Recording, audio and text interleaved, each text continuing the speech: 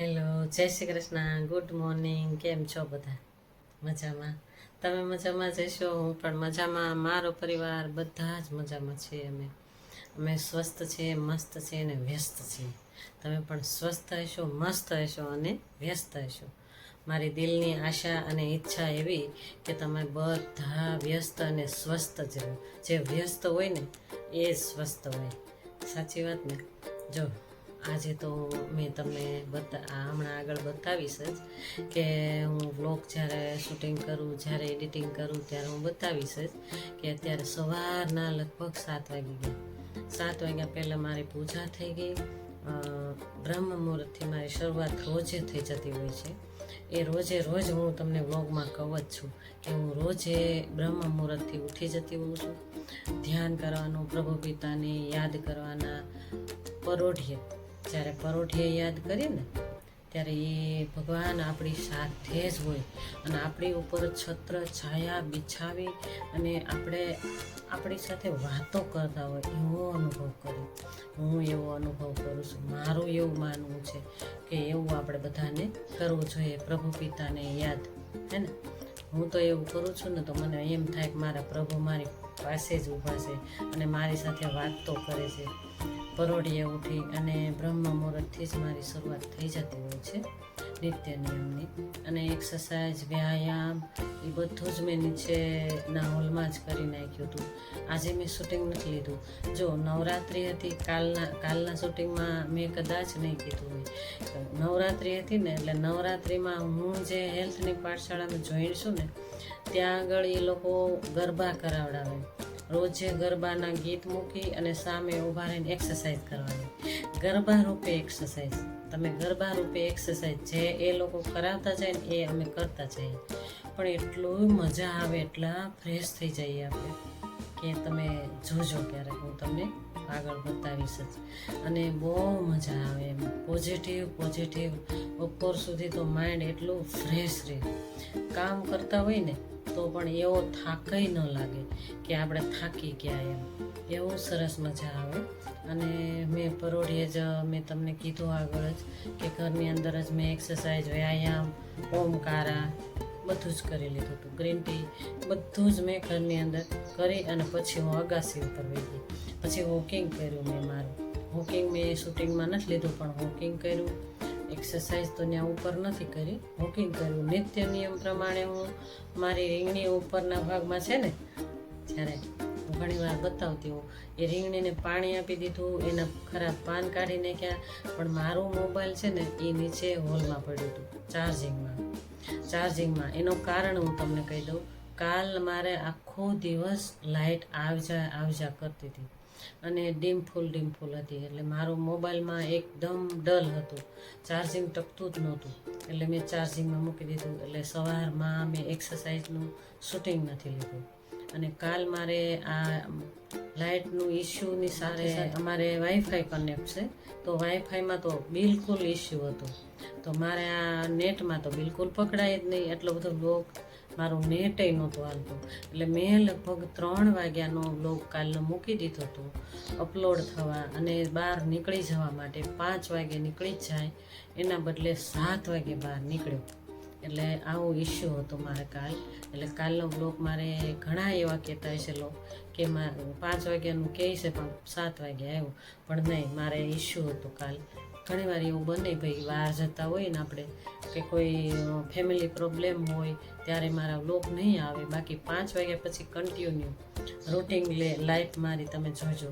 Routine life જોવી જોઈએ હો. હું તો જોઉં છું બધાની, આપણે જોવી જ જોઈએ. ચાલો ત્યારે આગળ વધીએ. શું રૂટિન કામ છે, કચરા પોતા બધું પડ્યું જ છે ભાઈ. હજી બધું રૂટિન કામ બાકી જ છે. ચાલો જોઈ લઈએ બધા. મારી સાથે બન્યા રહેજો અને આગળ બધું તમને હું બતાવવાની કોશિશ કરીશ.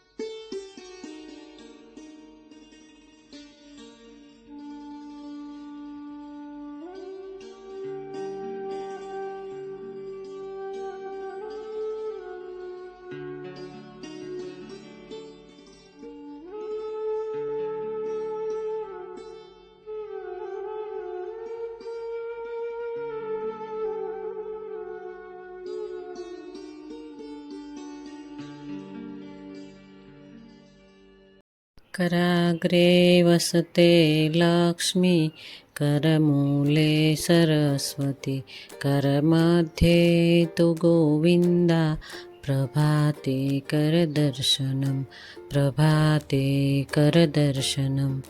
ચાલો ત્યારે જય માતાજી. માતાજીના દીવાબત્તી કરવાની સાથે પ્રાર્થના તો મેં પહેલાં જ કરી લીધી, પણ પછી જ હું દીવાબત્તીમાં લાગી ગઈ. જો આ ગામડેથી આવ્યા હતા મકાઈ આવી હતી, તો મકાઈ મારા હસબન્ડ કે બાફી નાખીએ. ચાલો બાફી નાખીએ, ચાલો લાગી જાય રૂટિન કામમાં. તો કચરા વાળ્યાના ત્યાં એ તમને મેં નથી શૂટિંગમાં લીધું, પણ ડાયરેક્ટલી પોતું ઘસીને ખૂણે પોતું મારી જ દેવાનું. હા, જો જિંદગીની આ પળ છે ને, રોજ ઝીંદવા એક જ કામ હે ને. ઘણા એમ કહેતા હશે કે આ રૂટિન કામ શું હોવું જોઈએ, રૂટિન કામમાં શું જોવું, પણ આ રૂટિન કામ ખાલી રૂટિન કામ નથી. ઘણું બધું એવું ગૃહિણીને હોય છે કે બહાર જવાનું થતું હોય, સારા નરસા પ્રસંગો પણ લેવાના હોય, બધું જ હોય. અને આ એક કન્ટેન્ટ તો રૂટિન કામનું એટલા માટે કે આપણે આપણા જીવનમાં વ્યસ્ત રહીએ, કારણ કે વ્યસ્ત રહીશું ને તો જ આપણે સ્વસ્થ રહીશું. આગળ મેં કીધું ને તમને કે વ્યસ્ત જીવન હોય એ જ સ્વસ્થ હોય. જ્યારે વ્યસ્ત જીવન ન હોય ને આપણું, ત્યારે આપણે ઘણી એવા દર્દો આપણા શરીરમાં આવતા હોય છે. જો કચરા પોતા કરી નાખ્યા મસ્ત એવા, કચરાનું મેં શૂટિંગ નથી લીધું, પણ ડાયરેક્ટલી પોતું ખૂણે મારી દીધું, સરસ એવું ક્લીન ઘર કરી નાખ્યું. અને આ મારા ફળિયામાં અમે અમારી છત નીચે ચકલા ઘર નાનું એવું રાખ્યું છે. તો આ ચક્કી અને ચક્કો બે એટલા બધા આમ સમજુ છે. અમે બંને જણા આજે તો ખૂબ નિહાળીને જાણ્યું કે આ બંને ચકલાઓ જો આના જીવનમાં પણ કેટલું સંઘર્ષ હોય છે. જો તમે આ બે ચકલાના આ નાના બચ્ચા છે, તો ત્યાં આગળ બચ્ચા હતા તો એ ઉડવા લાગ્યા, ધીમેકથી ઉડવા લાગ્યા, તો ધીમેકથી નીચે આવી અને નીચેથી તો ઉડી જ નહોતા શકતા. પણ એ ચક્કીનો ચક્કો એના મા બાપ એટલું ધ્યાન રાખતા હતા એ બે બાળકોનું. તમે જો એવું નથી કે આપણા માણસમાં જ માણસાઈ હોય છે, છોકરાઓ સાચવવાની કળા હોય છે. કે જો આ મૂંગા જે ચકલાઓ છે ને એ મૂંગા જ કહેવાય ને. મૂંગા એટલે જાનવરો, કે હું જાનવરો બોલવાની હતી, પણ આ ચકલાઓ થોડા કંઈ બોલે છે, ખાલી ચી કરે, કંઈ બોલે એ એની ભાષામાં તો બોલતા હોય. પણ તમે જો આ લોકોને આના જીવનમાં પણ કેટલી ટેન્શન છે એના બાળકોને સાચવવાની, હે ને. કેમ કે મારા બાળકોને કોઈ કાંઈ મારે નહીં, મારા બાળકો ક્યાંય પડી ન જાય, અથડાઈ ન જાય. અમે આજે સવારનું આની ઉપર ફોકસ કર્યું બંને જણાએ. હું તો કામ કરતાં જોતી હતી, પણ મારા હસબન્ડે એટલો ફોકસ કરીને એને શૂટિંગ ઉતાર્યું કે આ ચક્કો અને ચક્કી એના બે બચ્ચાઓનું એટલું ધ્યાન રાખતા હતા કે તમે જોઈ શકો છો. જો કેવા અહીં ઉડી જ નહોતા શકતા. તો અમને એમ થયું કે થોડીક વાર એમ થયું કે ઘરની અંદર લઈ લઈએ, પણ આ લોકો ઘરની અંદર તો રહે જ નહીં, આને તો પિંજરે પુરાવું ગમે જ નહીં. એટલે મારા હસબન્ડે સરસ એવું મસ્ત એવું શૂટિંગ લીધું, કારણ કે એને બહુ જ ગમ્યું. આની ભાષા બહુ ગમી કે આ જો આની ભાષામાં આ લોકો કેવા સમજુ છે. એક આપણે માણસ સમજુ નથી, પણ આની ભાષા જો તમે એના પોતાના બાળકોને કંઈ થવું જ ન જોઈએ. જો આપણે એવું જ કરતા હોઈએ છીએ, બિલકુલ એવું કરતા હોઈએ છીએ કે આપણા બાળકોને કંઈ થવું જ ન જોઈએ. પણ છતાં પણ તમે જો આપણે માણસ છીએ ને, તો આપણે એમ સમજીએ કે ભાઈ આપણે માણસ છીએ ને એટલે આપણે એને ખ્યાલ આવતો હોય. પણ આ ચકલાઓ તમે એ પણ સમજુ થઈ ગયા આપણી સાથે રહીને. આ પ્રભાવ તો બધી જગ્યાએ પડવાનો છે. આપણે જેવું કરીએ ને એવું આપણા વાતાવરણ ફેલાતું હોય છે, હે ને. વાઇબ્રેશન વાતાવરણમાં જ ફેલાતા હોય છે. જો હા, કપડાં મેં જાતે જ ધોઈ નાખ્યા કાલના.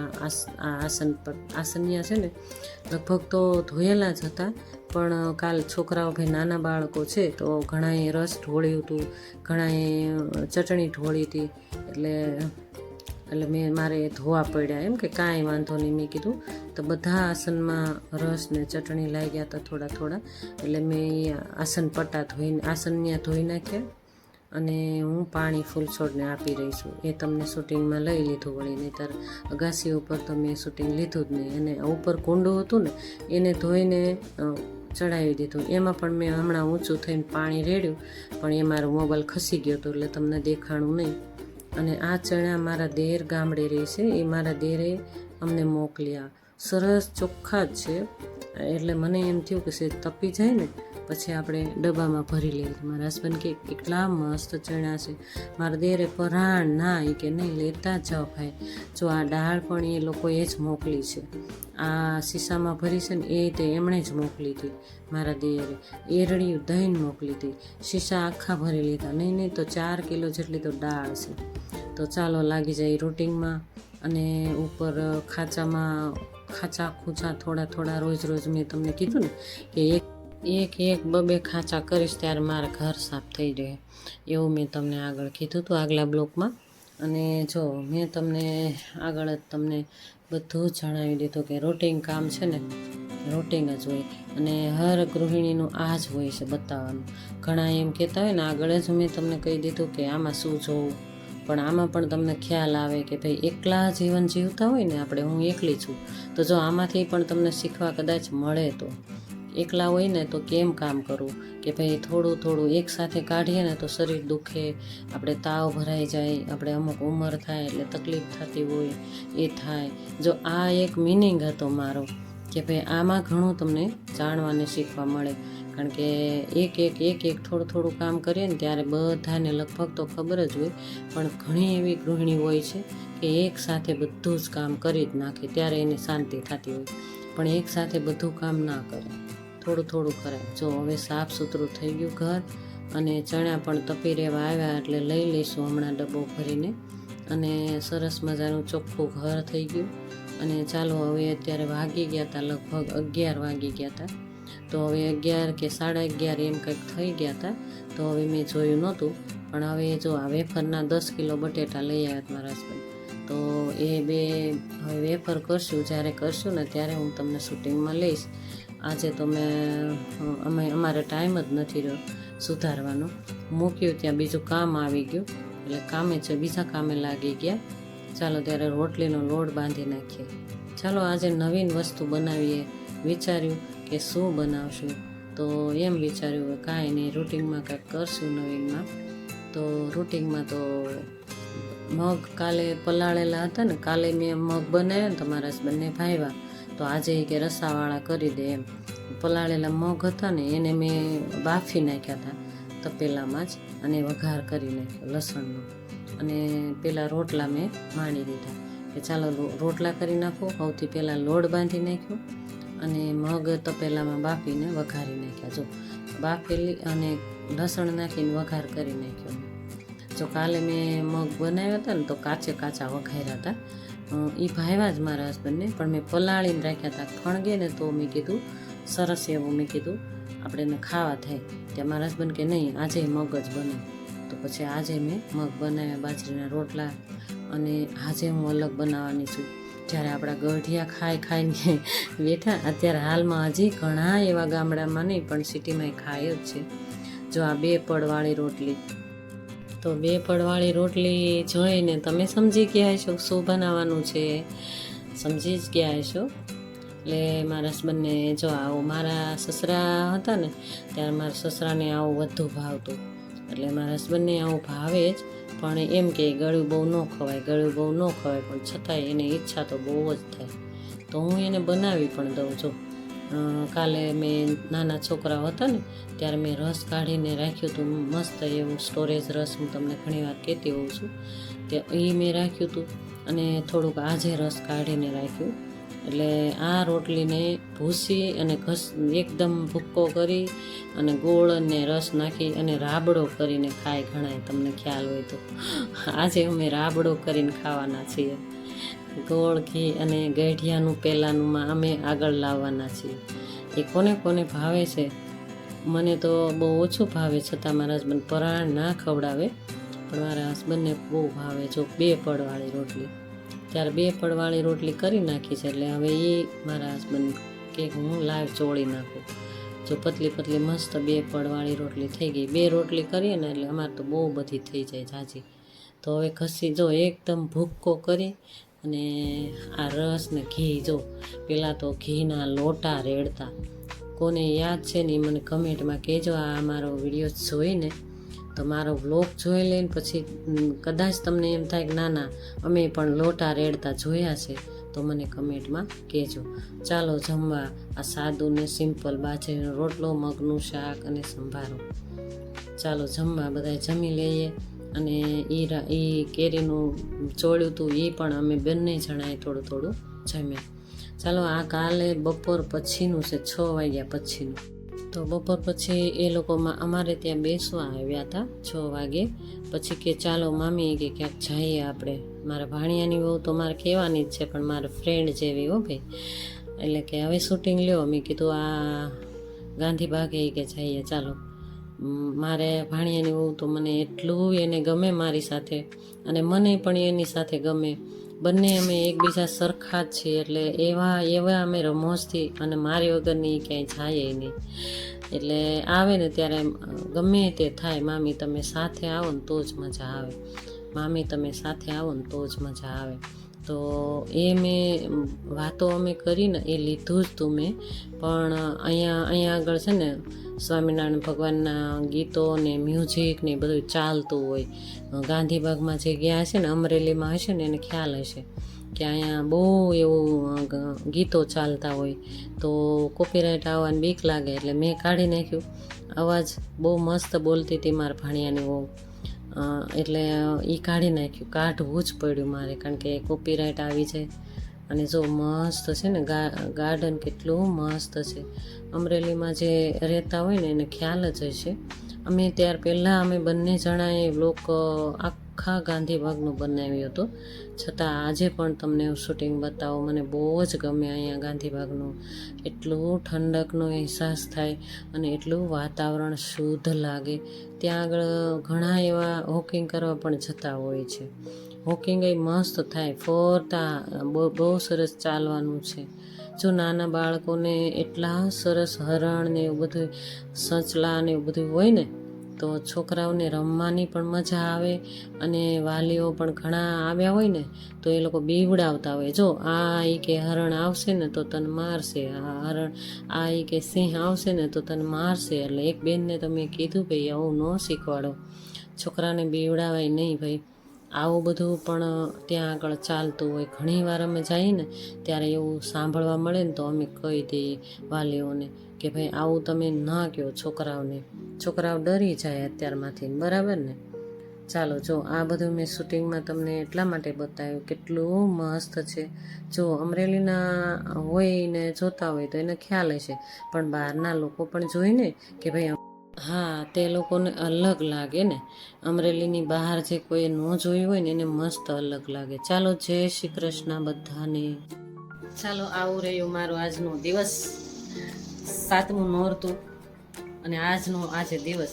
અને રસોઈમાં તો સિમ્પલ રસોઈ તો બહુ ઝાઝું નથી બનાવવાનું એટલે કાંઈ ચિંતા નહોતી. અને થોડું ઘણું નાખ્યું તમને બ્લોગમાં, જોઈજો. તમે ન જોતા જોયું હોય તો જોઈ લેજો ફરીને પાછા. અને આજનો દિવસ મારો આવો રહ્યો. તમને કેવો લાગ્યો? જો સારો લાગ્યો હોય તો લાઈક, શેર, સબસ્ક્રાઈબ કરજો. આ રૂટિન કામ મારું હતું. ઘણા એવું વિચારતા છે કે રૂટિન કામ તો બધા જ કરતા હોય, બરાબર ને. રૂટિન કામ બધા જ કરતા હોય પણ આપણે જોવું જરૂરી હોય. કોઈના રૂટિન કામમાં ફેરફાર થતું હોય, એમાંથી ઘણું બધું જાણવા મળતું હોય. કોઈના વોઇસમાં કે કોઈનું ઘરમાં કઈ રીતના હોય છે એ બધું જાણવા મળે આપણને. જોવું જરૂરી હોય. ઘણા એમ કહેતા હોય કે રૂટિન કામમાં તો શું હોય, એ તો અમે કરીએ જ છે, નથી જોતું. પણ ના, એવું નહીં કરવાનું. હું ખુદ જોઉં છું બધાના વિડીયા, કારણ કે આપણે ખ્યાલ આવે કે આપણે કોની રસોઈ કઈ ટાઈપની થાય, આપણે કેવી રસોઈ બનાવીએ છીએ, એમાં શું શું ઉમેરવાનું હોય, કેવી રીતે આપણે ચાલવાનું હોય, એ બધું ખ્યાલ આવે, બરાબર ને. એટલે જોવાનું. કોઈ એવું નહીં વિચારવાનું કે રૂટિન કામમાં શું, એ તો બધા આપણે કરતા જ હોઈએ. હા નહીં, રૂટિન કામ તો એક જ સરખું હોય બધાના ઘરમાં, પણ હેબિટ અલગ અલગ જોવા મળે આપણને. મારી હેબિટ અલગ હોય, મારા ફેમિલી મેમ્બરની હેબિટ અલગ હોય, કે મારી ફ્રેન્ડ હોય, મારી સગી બેન હોય, એની હેબિટ અલગ હોય. બધાની અલગ અલગ જોવા મળે. એટલા માટે મનોરંજન થાય આપણને કે ના આમાંથી કંઈક શીખવા મળે. કોઈ એવું હું નથી કહેતી કે મારાથી તમને શીખવા મળે. હું તો ઘણાના વ્લોગ જોઈ અને શીખું છું અને આગળ વધું છું. તો મને આગળ વધારજો. ચાલો ત્યારે જય શ્રી કૃષ્ણ.